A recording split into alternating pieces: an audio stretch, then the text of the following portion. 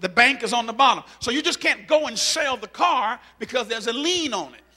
And the lien brings you into bondage. And the only way you can get loose from that bondage is that the lien holder has to either forgive the debt or you have to satisfy the debt. Are you here? See, some of you don't realize that forgiveness is really not for the person that you need to forgive. Forgiveness releases you and takes the lien off you. I wish I had somebody here. See, and you must forgive. You must forgive. What does it mean to forgive? It means to release the lien and loose the debt. So when someone does you wrong and trespasses you against you, when you forgive them, you have to have a perpetual state of forgiveness. You don't forgive, okay, this is the 19th time, I'm not doing it anymore. Now, God is saying, all right, this is the 19th time, I'm not doing it anymore. See, he says, forgive us our trespasses. Jesus, excuse the vernacular, but he was so smart. He said, this is how you pray. You ask God to forgive you how you forgive other people. So I really want God to forgive me real good. And so because I want him to forgive me real good, I'm going to really forgive you. I'm not going to hold this against you at all because I want God not to hold something against me.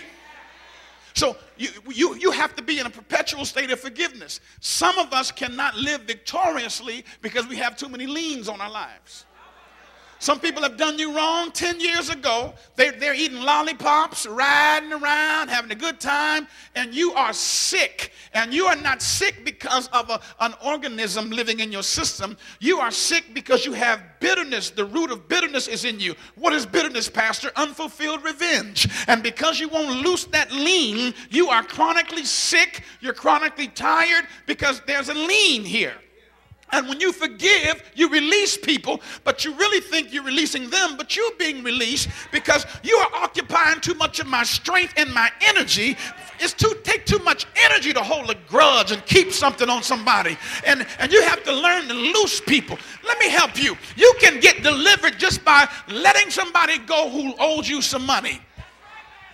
I just can't do that. Well, then you're telling God, just don't do that. Because how you forgive, you're saying, God, forgive me the way I forgive other people. Am I preaching to anybody here? Now, he says, forgive us our debts as we forgive our debtors. Then he said, lead us not into temptation, but deliver us from evil. What verse is that? Verse 10? Put verse 10 up on the screen, please. He says, now, lead us not into temptation, but deliver us from evil. No, you got to, where are we? 13, I'm sorry. Verse 13, verse 13. Lead us not into temptation, but deliver us from evil. Now, if you notice, he keeps using these conjunctions. Anybody remember?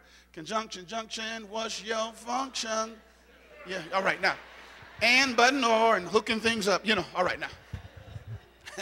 He says in verse, what was that, verse 15? Verse 13, he says, and lead us not into temptation. He says, and lead us not into temptation.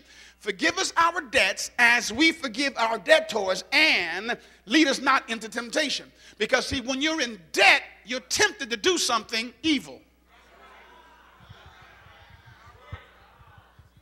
I eluded, and I'm going to use that as a segue to get back to my illusion. There are people that are going to go out and buy a lottery ticket because it's over $500 million. And some people are getting very excited about that. They said, I don't care what anybody says. I'm playing. They can forgive me later. Didn't he preach about forgiveness? They can forgive me. Then you're thinking, when I get that check, hey, I can buy some folk that'll forgive me. I'm not. But the greater calamity is when you are already in debt, you're going to be tempted.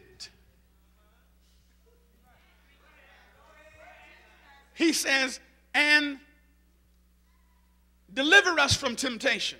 Lead us not into temptation, and deliver us from evil. Because there are people going down to the Niagara Casino who are already in foreclosure. I got to get my house. Come on. If this don't happen, I don't know what I'm going to do. Because, see, when you're in debt, you're tempted to do something to try to get out. There are people in this region who've lost $250,000 at the Niagara Casino and then committed suicide. They were already in debt.